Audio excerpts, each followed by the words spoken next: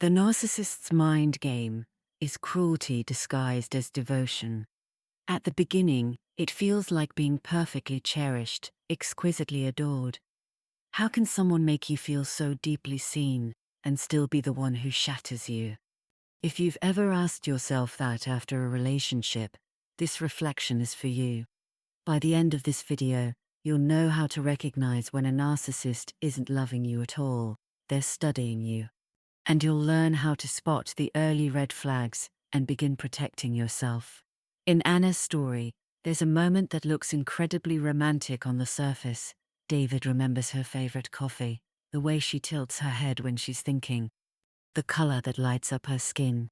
Have you ever noticed someone you barely know, remembering tiny details about you, almost too perfectly? It feels like tenderness, but underneath, it's a setup.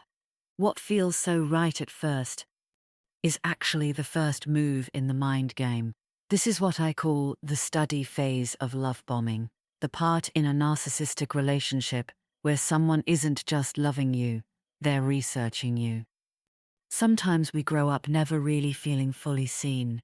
Maybe you were the responsible one, the quiet one, the one who took care of everyone else, surrounded by people, but never truly acknowledged. So when someone comes into your life and suddenly seems to notice everything about you, it doesn't feel dangerous. It feels like relief. Finally, someone is paying attention. That attention can feel almost magical. They remember every detail, the story you shared once, the song you said you loved, the exact words you used to describe a childhood memory. They mirror your interests, your values, your dreams. And inside there's this quiet feeling, at last, someone who gets it. Someone who gets me. That reaction is human. It's not foolishness. It's not a character flaw. It's the very normal response of a nervous system that has been waiting to be seen. Narcissists count on that humanity. Without it, their tactics wouldn't work. And in the study phase, that's exactly what they're building on. This is the part of the abuse that doesn't look like abuse at all. Yes, they're listening, but they're not just listening to connect. They're listening to collect. Quietly, they're running emotional research on you. What makes your eyes light up? What makes your shoulders drop with relief? Who has hurt you before? What you wish someone would finally do right? They store all of this like data points. What comforts, what scares, what you long for. You stop being a mystery to them. You start becoming a system to crack. From your side, it feels like care. From their side, it's strategy. Inside the narcissist's mind, this isn't just romance. It's mapping and testing. Your feelings, your history, your needs become tools. Nothing is sacred to them if it can be used to keep control. That painful childhood memory you shared, it becomes a way to position themselves as the only one who truly understands you. That fear of abandonment you confided, it becomes a lever they can pull later by pulling away. That longing to finally feel chosen, it becomes a script they can perform. You're the only one I want. No one will ever love you like I do. Their brain is constantly scanning for what gives them supply. Admiration, attention, access, control. You see intimacy, they see usefulness. It isn't confusion, it's manipulation. To them, closeness is not two whole people meeting as equals. Closeness is you becoming more predictable, more accessible, more dependent. The more predictable you are, the more they feel they're winning. Understanding that matters. It shows you this was never a love story, it was a power game. Knowing that their focus is, how do I keep my power and my supply? How can I become exactly what they need, so that they can't bear to lose me?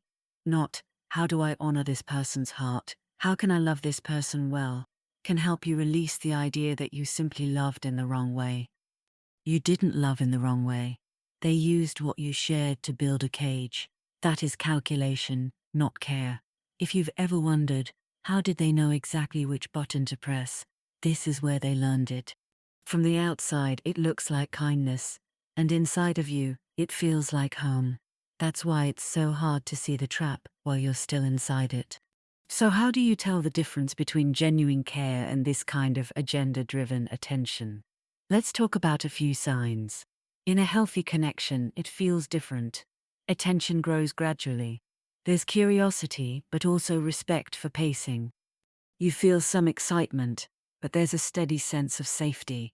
You can say no or not yet, and the connection doesn't collapse or make you feel guilty for having limits. In this kind of dynamic, attention doesn't land the same way.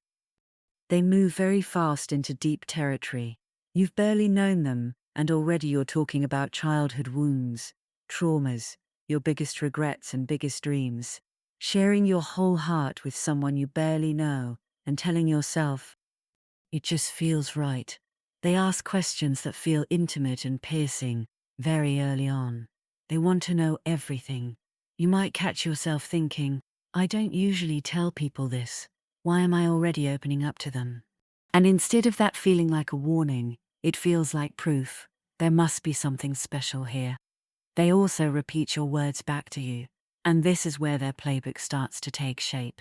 Words you used once become phrases. They feed back in moments when you're vulnerable. If you say, I've never felt like anyone really chose me, later they might say, I choose you. I will always choose you. If you say, I've never felt truly understood by anyone, they might say, no one gets you the way I do. If you say, I'm afraid I'll end up alone, they might say, you'll never be alone again. As long as I'm here, you're safe. On the surface, that sounds beautiful, and sometimes it is. But in this kind of relationship, those repetitions are not just empathy, they're hooks. They're learning. When I say this, they soften. When I say that, they lean closer. When I offer this reassurance, they drop another layer of armor. Every reaction becomes information. Every softening becomes a signal. This is how they keep you attached. You're not overreacting if that now feels performed when you look back on it. Another sign is the speed and intensity of the bond. You go from strangers to soulmates in what feels like days or weeks. They make intense statements early. I've never met anyone like you. I feel like I've known you forever. I don't usually open up like this, but with you, it's different. Again, this can sometimes happen in healthy connections, but in the narcissistic dynamic, it isn't grounded in shared history or tested trust. It's built on intensity, not stability, and intensity is very easy to confuse with depth. It feels like destiny, but it's really acceleration. They need you attached before you've had time to see clearly.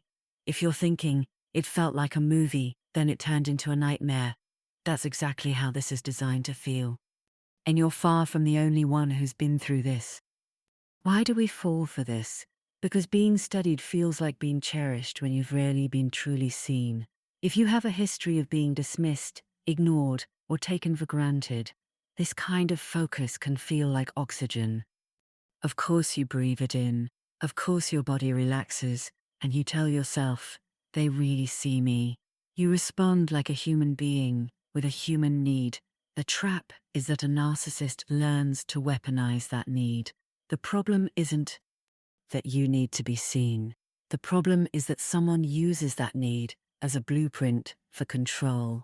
In a moment, I'll share a few gentle questions that can help spot this sooner next time, so you can protect yourself without shutting down the part of you that still wants to connect. You don't have to become cold. You don't have to mistrust every act of kindness. But you can start to ask these questions. Is the pace matching reality? Or is it racing ahead of it? Do I feel free to slow down? Or do I feel like I'll disappoint them if I do? Do I feel slightly overexposed, like I've shared more than I'm truly comfortable with, but I don't want to ruin the moment? If even one of those questions stings a little, that's not a verdict, it's information. It's your body saying, something about this doesn't feel quite right. Those tiny alarms in your body are often the only truth tellers left in the room. And if you're listening to this thinking, I saw all of this in my past relationship, and I still didn't walk away, I want you to hear this very clearly. You are not naive. You are not too trusting. You were not inviting what happened to you. You were responding to what your nervous system understood as love, safety, attention, and finally being valued. You were studied, and then you were shaped. They treated your heart like something to program, not someone to protect. That's not a reflection of your worth. It's a reflection of how far some people will go to protect their ego and power, no matter who they hurt. If you feel a heaviness rising as I say this, just notice it and breathe. Shame thrives in silence. It softens when we name what really happened. What they hid in confusion, you are now bringing into clarity, and that is your power returning. Your empathy is not the problem. Your longing to be seen is not the problem. Your capacity to love deeply is not the problem. Those are beautiful things about you. In the wrong hands, they were misused, but they are still yours, and they can be protected, redirected, and honored in places that are safe. If Anna's story feels familiar, or if parts of your own life echoed while you listened, take this softly. And if you'd like to hear how her story begins, I've placed the link in the description. You don't have to fix everything at once. You don't have to have all the answers. Just beginning to name what was really happening, to say, oh, they weren't just loving me, they were learning how to control me, is already a step back towards yourself. Awareness is not the end of the journey, but it is a powerful beginning. If you'd like to keep walking through these reflections with me, subscribe so you don't miss the next part of this series. For now, take a breath. Place a hand over your heart if that feels okay. It was never too much love. It was too much control. You were not loved too much. They watched you too closely. And you deserve a kind of attention that doesn't study or use, but sees and honors you for who you truly are.